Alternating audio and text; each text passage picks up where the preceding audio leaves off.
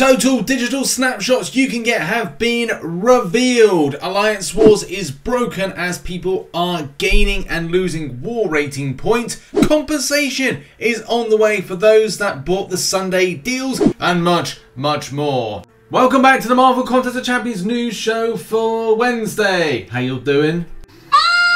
Ooh, okay, I'm done. Help yourself to whatever's in the fridge. Moving swiftly on from that, make sure to hit the like button, subscribe with post notifications on all, because later on today there's going to be some very spicy grind guides being dropped on this channel, so make sure to come back from 1800 hours GMT, 10 AM PST. It'll probably take about an hour to produce like one of the crucial ones, and then there's going to be a flurry of grind guides that is going to be so important to go and check out, so make sure you do that. Also as well, thank you very much to those that support the channel as patrons and YouTube members. Thank you very much for helping and supporting the channel as you do. You're on screen right now, and also those that support over on twitch.tv/RichTheMan live. If you have an Amazon Prime account, you can give a free Twitch sub. Please consider myself for that one. And also thanks to those that give tier 1 subs, bits and donations. Thank you so much. Maybe live streaming tonight. Hopefully see you there. But now let's kick things off with Hercules. Have you noticed he has a sword that he does not use? Yes, that is a thing. Is it annoying? Of course it bloody well is. So Frank RT84, good name Frank by the way, says if you ever feel useless, remember that Hercules has a sword. This one right here, he'll never use it. You won't see it in his specials or in a victory pose at least. And that's a good point. Like you just don't see it in any kind of like actions and rotations. You see the club, which you can see like just about here. It's like, okay, cool. He uses a club. Sword. Maybe that's something in a future command could work with. The sword for something. Maybe he's there to overcompensate, because that's just the character himself.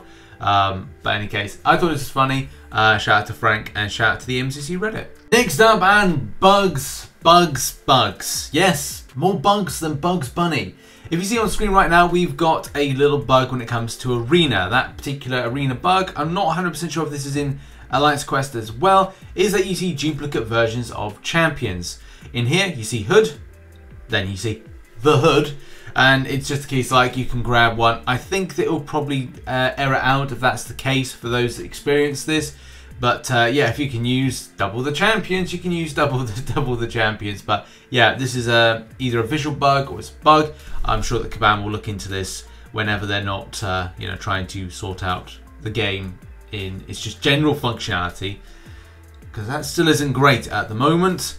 But at least to say this is a small bug, a minute bug compared with all the other rubbish bugs that we've seen lately. Now on to less spicier news but more interesting news as well. For a lot of you that have done Summer of Pain or about to do Summer of Pain and looking at the various, as you get further, the type of Nexus crystals that you're able to get. For 6 stars, you're probably wondering to yourself like, well, what is the capacity of that particular Nexus? You know, those little spicy numbers right over there. Like, is this the 3? Is this the 6? Is this a 6 or is it a 10? I mean, for me personally, I'd absolutely love the idea of the 10, but that's too spicy. That's Abyss of Legends type spicy, and it's definitely not something that Kabam would give out too lightly. In which what is Summer of Pain being an absolute delight for tier 5 class Catalyst acquisition. But Kabam Zibit confirms that they will be the standard Nexus crystals that give a choice between 3 champions. So yeah, there you go. You choose your class, you pick your poison, damage champion that it may or may not be, whatever you're going to choose. I think a lot of people may even go Mystic to pick up that lovely Doctor Doom. I myself, I think I'm going to go Skill, because I really want to get myself Nick Fury, and to a lesser degree, Awaken my Aegon, which I don't think it's going to happen, but you've got to be hopeful, people. Alliance Wars points is our next topic of discussion, as this is something of a problem. For players that may have seen in the update, well, they already know, Alliance Wars next season is not going to be in, well, I don't even know when that's going to be at this given stage. But the main thing about this is that in off-season, you're not meant to drop any points. It's meant to be just, you know, no points lost between both alliances. And unfortunately, it looks like the case that this is indeed being a thing. So looking at today, which could have been as a result of the new update or post-update, players are losing points. You can see here, this alliance here is losing points there, and this alliance here is gaining points there, which, as I said, isn't meant to be a thing in off-season. It's meant to be no points lost or gained. But then again, players are coming to the forefront to say, look, losing points, losing points, losing points, it ain't good. Kabamzibit is kind of responded to this to say that, hey, the team is looking into this. We'll update as soon as we have more info to share. And currently, as we scroll down, there's nothing in any kind of response. Someone has pointed out that it's because the season was supposed to start today, which might mean that there's something when it comes to coding on Kabam's end that maybe they kind of like, you know, didn't have time to change something. Either way, you know, they've got to resolve this. I'm sure as well they'll probably resolve back the points that players have lost. But yeah, I mean, there's nothing really to update. As soon as I get any kind of update for those that do Alliance Wars, I shall let you know. Extra, read all about it. Give me photos of Spider-Man. That was actually a better impression than I thought I was going to. I practiced that back a couple of times and that was actually better than I thought. In any case, well, let's move on and talk about digital snapshots. Digital snapshots are the currency for next month, acquisition of which I'm going to go over in a full deep dive video later on today, so make sure to tune into that. And the best place to acquire them, quick processes, other stuff like that. We're going to be doing it, we're going to be smashing out and looking into various different things. Now, when it comes to the total number, you probably wonder to yourself, how many can I pick up? Well, you might have missed it, but a couple of days ago, Kabam Boo put on the forums the volume that you can pick up, which is amazing. Now, I will be breaking this down because, you know, can we really trust Kabam and stuff? Maybe we can, maybe we can, but it's important to break down like in what areas you can pick up the most, and that's really what the video later on will be about. But she says that Cavaliers and up should be able to score a max of 15,000 from everywhere. Uncollected should be able to score a maximum of 13,200 from everywhere. And Conquerors will be able to get 11,700 from everywhere. And you're probably wondering about like transference into stuff. And again, I will be 100% clarifying this in a video later on because this is just really for news and snippet stuff. But it does look like a good coverage of picking up a load of 6-star shards for 1,600. As well as the same thing with tier 5 basics, you know, 1,025, and as well the volume of fragments means that you can really clean house, pick up everything. But I need to do a full video breakdown and know about some different areas and see the store itself before confirming that 100%. But it does look very, very positive. So roll on content later on today. Now let's talk about compensation.